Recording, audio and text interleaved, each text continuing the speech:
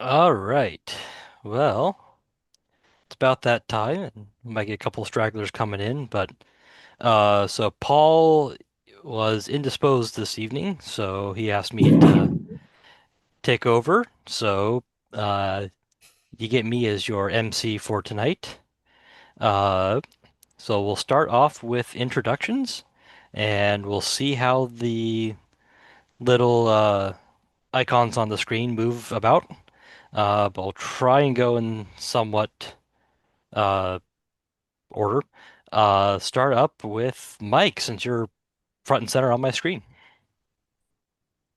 Okay, Mike, W7RIS, about 10 miles north of Corvallis, back in the little old Soap Creek Valley where we have lots of wild turkey running around. All right. Thanks, Mike. Next up, Ted. Evening all is Ted Mitchell, W7RTM. I'm about 2 miles outside of the center of Loma, Oregon. Thank you, Ted. Next up, Don and Betsy. Betsy, K7BTS, North Corvallis, in the shadow of Good Samaritan Hospital. W7DMR. We moved here and escaped all the turkeys that used to be bothering us, but discovered there are peacocks in this neighborhood. Uh, Next up, we have only one Paul tonight. You're up. I'm the other Paul, and instead of turkeys, we have deer. I'm from between Roseburg and Winston, the southern contingent. All right. Thanks, Paul. Next up, Ron. Yeah, Ron, AE4JL up in Millersburg, and the only thing we've been fighting off is ants. All right. Larry. This is Larry, AF7NU. I'm in Northeast Corvallis, and I just got back from a week in Phoenix, which was nice, warm weather. Get out in the morning and sit on a patio. Can't do here. I kind of missed that, but at least the sun's out a little bit today. Well, good to see you, Larry. Next up is looks like Margot and David. Yes, we're both here. Uh, we're Albany, Oregon, and we have a question later on if anyone's going to the CPAC in Seaside this in about a week and a half. All right. Well, that will come up We're here. going. We're going. Excellent. Yeah, I've got CPAC is on the agenda here coming up, so we'll get to go in that a little bit more detail. Good. Uh, let's see. Tyler. Tyler, WB7DD, and I'm about 1 mile south of beautiful downtown Corvallis. All right. And sitting in front of Wizard Island for the evening. Next up we have Ted, the other Ted. Yes, the other Ted, AF7WF. I'm in Springfield. We had a nice sunny day today. I spent some time fixing the fence and I'm ready to sit down and relax. Thanks. Thanks for joining. Next up, Dave. Hi, I'm Dave, K0DLC from the Animal Kingdom neighborhood in Southwest Albany. And our resident animals are some wild geese who, without fail, every year when they start taking over the road, somebody wants to put the alert out to the neighborhood that you need to get your geese back under control, not understanding that they're wild animals. So, very funny. All right. And Andy. Hi, Andy, W7AAU, just east of Corvallis, near Tangent. And the most exciting thing happening around here is watching the baby sheep drop out. Oh, nice. And to wrap it up, I'm Anthony, KE7OSN in Staten, Oregon, and wildlife is mostly the neighbors that have chickens, geese, rabbits, and dogs, uh, which various times different combinations of them get out, and it's kind of a comic of errors to watch them try and get them back inside the fence. Uh, but so, before we get too far along, Mike, would you like to do presentation before or after the business? It doesn't make any difference to me. Go ahead and do your business. All right. That makes the video editing easier. Uh, so, we'll start out with the secretary's report. Ted. Good evening, all. I sent the meeting minutes out. Hopefully this was without a tab 1 at the first page. I haven't figured out what that's all about yet with Google Docs. If there's any updates, deletions, additions, misspellings, any corrections, just let me know. W7RTM@ARRL.net. Thank you. All right. Thank you, Ted. Treasurer's report. Andy. Treasurer's report as of Friday, May 16, we had in the Oregon State Credit Union checking account $1,605.98. In our savings account, $2,491.36. So our total in the OSU credit union is $4,097.34. Our PayPal balance is $158.99. Our Square Up balance is 81 cents, and our cash on hand is 43 cents. So our total monetary assets is $4,256.84. And I would like to know if I need to write a check for the registration for the field day site or not. So, Mike, let me know about that. That's all. The one of the things on my to-do list now that I'm finally getting my head above water, I have field day that I need to be sending you an invoice for, and also for the triplexer stuff. And actually, there'll be 2 years that we'll be doing for the parks and recs. So I have this year, which will be in the Avery park, and then I have for next year already reserved our old original place over at the Willamette Park. Excellent. So I was not going to let that slip out of my hands again.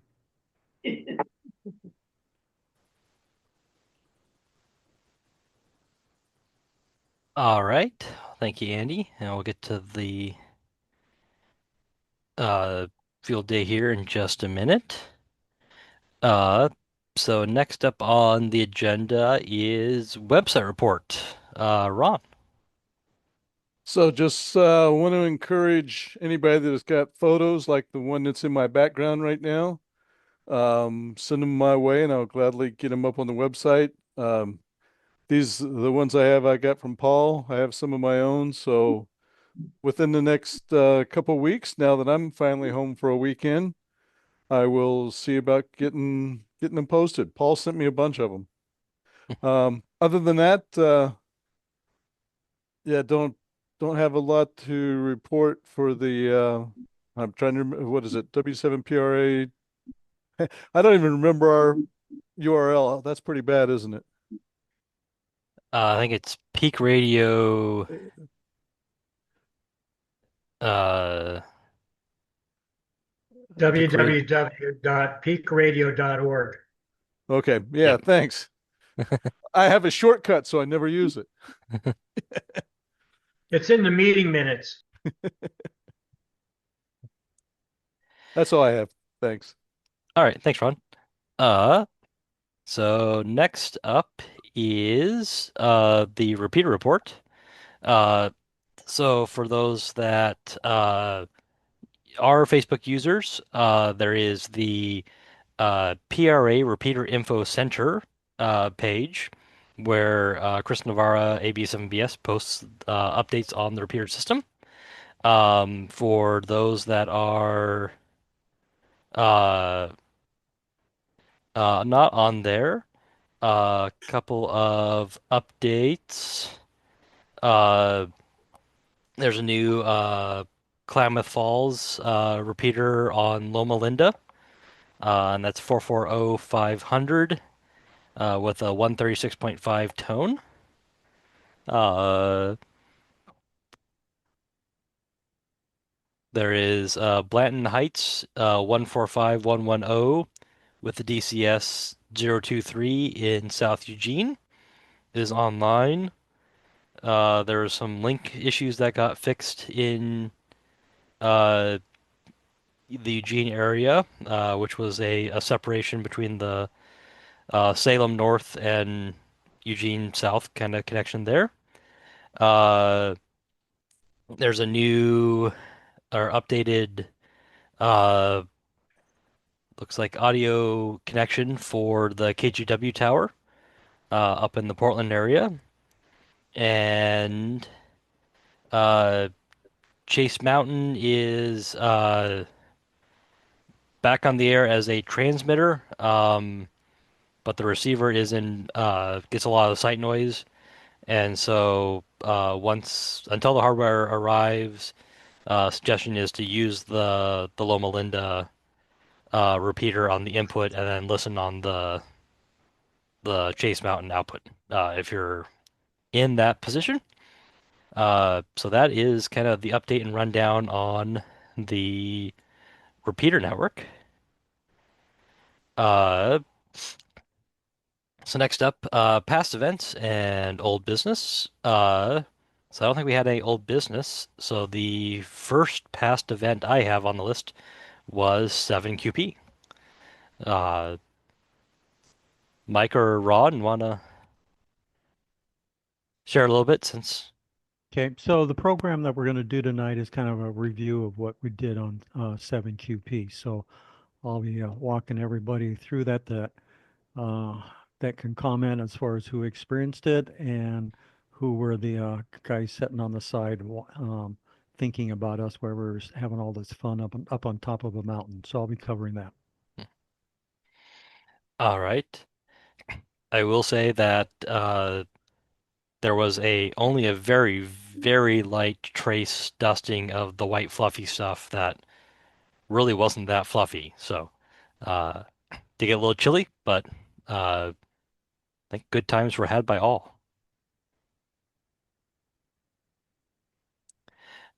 Next up on the list is Dayton, and I'm got a suspicion the only member we had in attendance to Dayton is the one that's currently road tripping to the East Coast and back.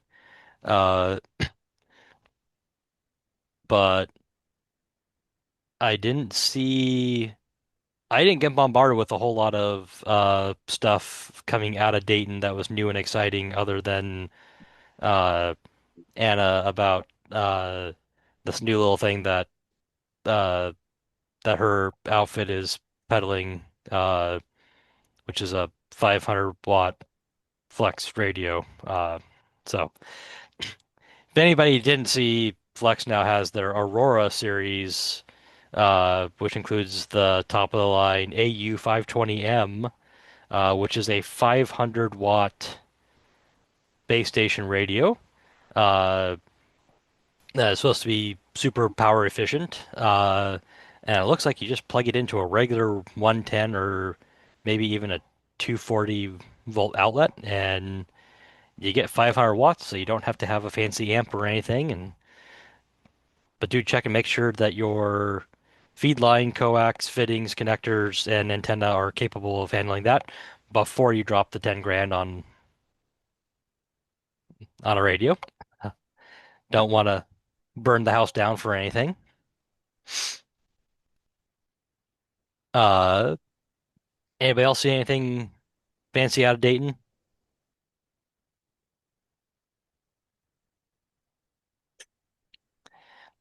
the only other thing I'll mention is that also with in conjunction with Dayton, the people behind Ham Study and Exam Tools now have their Ham book, which is a license manual because we need another one of those.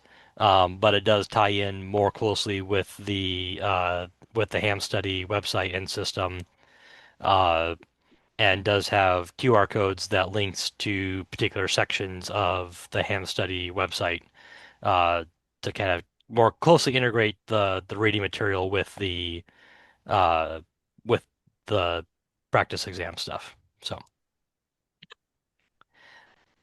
I didn't even see any like screaming deals off of HRO or anything that. Oh well. And then the last of the past things. So this past weekend, Benton County Aries hosted a technician class and exam session. And I don't have an exact count on how many of the students ended up attending, but we had 13 students signed up. We ended up having 17 people come to sit the exam, and we had all of the students that sat for the class passed at least their tech.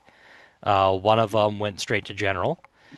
We had a number of people passed upgrades, including one tech to extra, uh, and a couple of other upgrades to general. Uh, So all around, there's 15 people that have new or upgraded licenses from just yesterday. Uh, so they all seem pretty excited about that.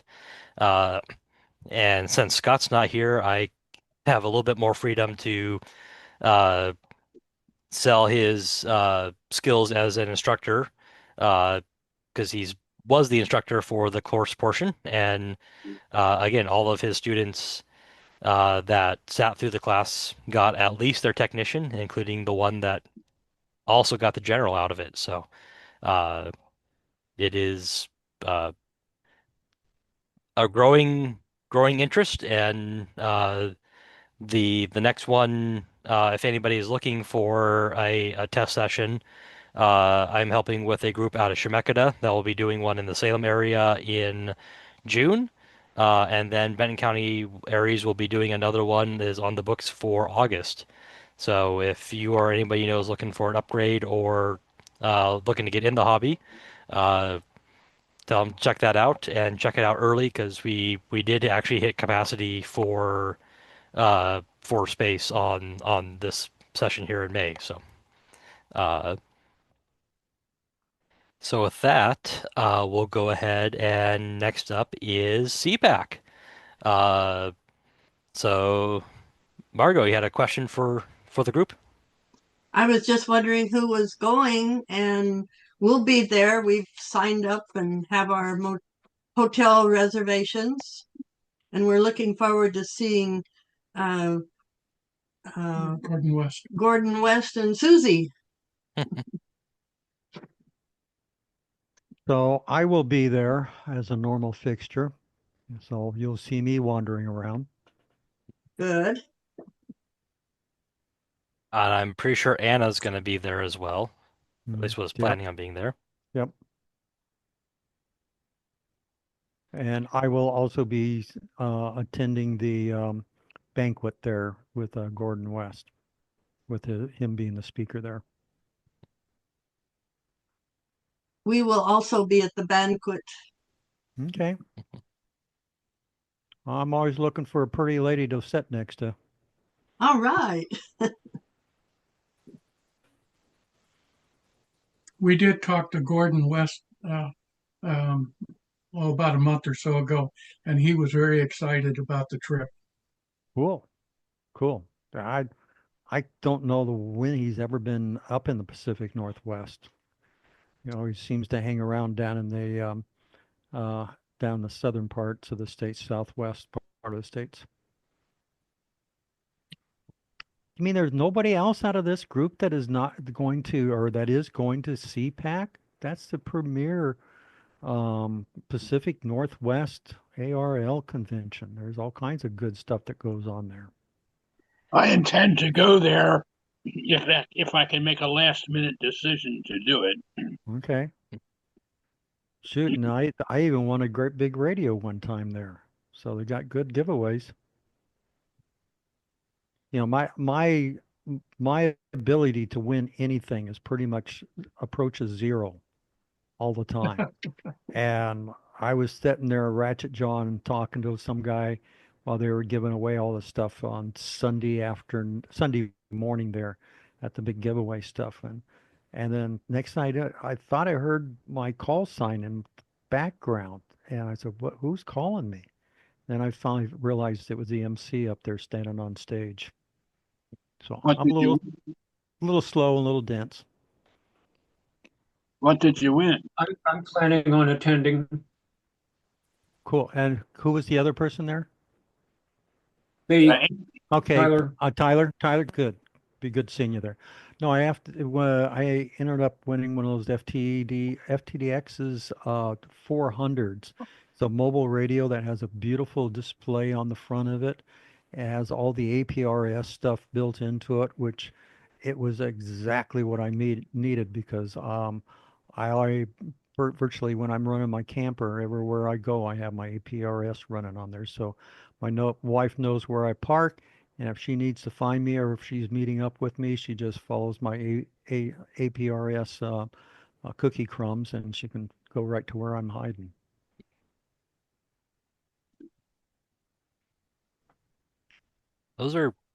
I've been running one of those in my rig for a while, and they're nice radios, so it's a good score. Very nice radio. Man, that has more bells and whistles than you know what to do with. And that's just right up my score. I like things complicated that I can't figure out. It still bugs me that when you open the settings menu, it mutes the speaker if you're in the first layer menus, but it unmutes it when you get to the second layer. Mm-hmm. Yeah. But well, there's never a perfect piece of software out there. Nope, and if that's your biggest complaint, then which it is with me, and that's a pretty petty thing to worry about, so that works out pretty well. All right. Next up on the calendar is this little gathering the few people will throw up a couple radios at here in the park called Field Day. So Mike, want to go over the plan for Field Day? Yep. And actually, it's just kind of forming. I did meet with the parks people, the head guy that takes care of the parks there.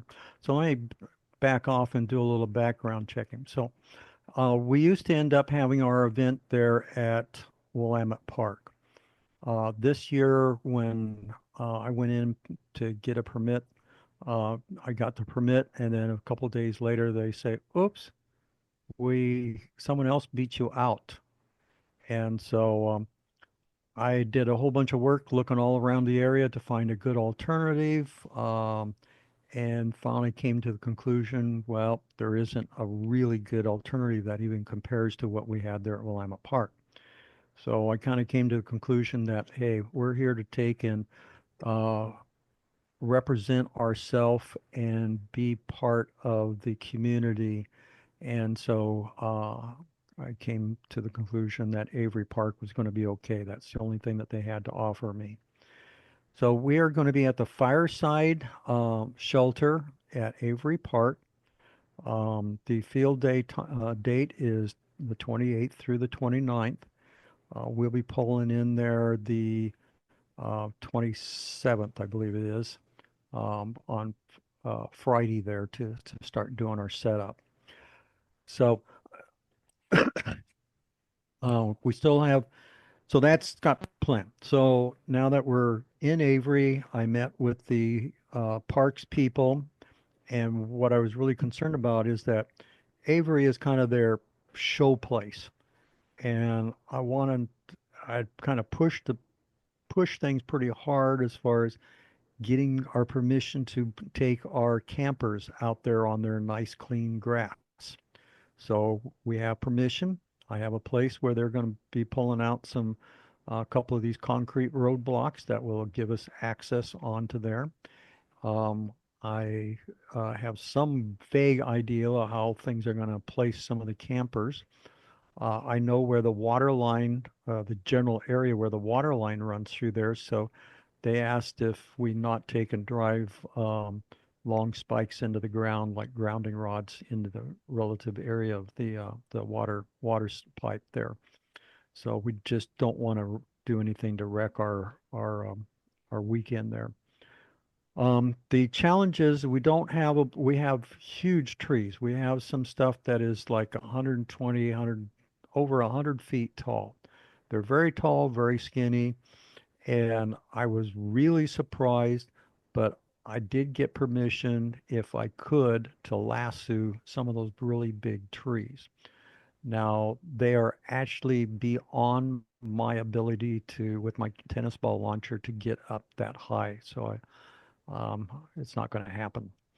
But we have some other lower trees, and I'll be getting into that in some other email that'll probably come up later this week here, and some pictures and an overhead view of the area and kind of breaking things out where we can put things.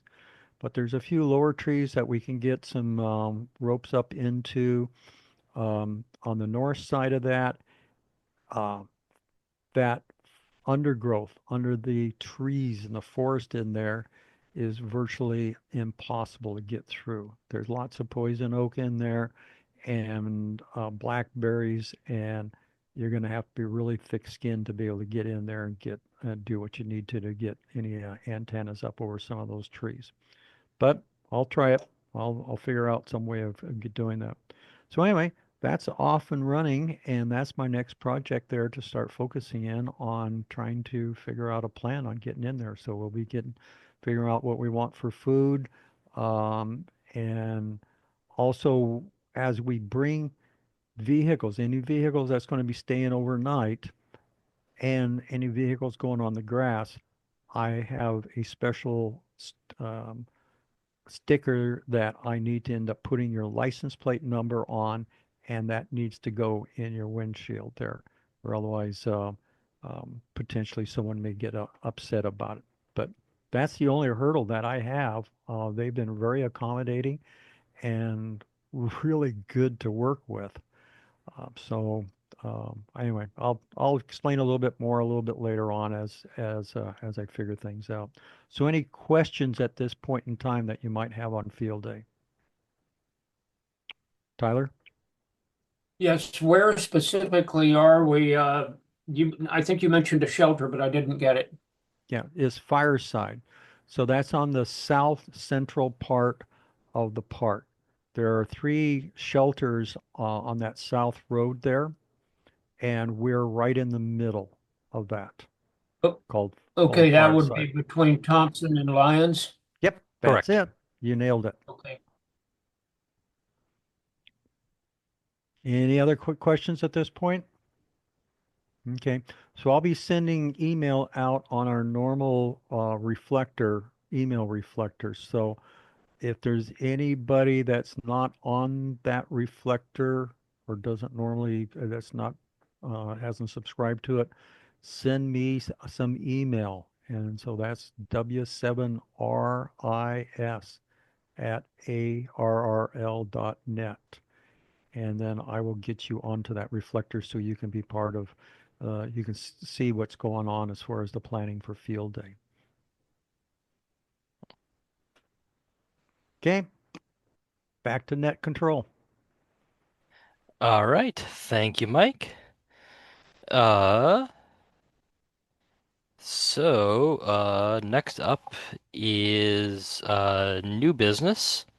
Anybody have any new business or other upcoming events of discussion merit for the evening?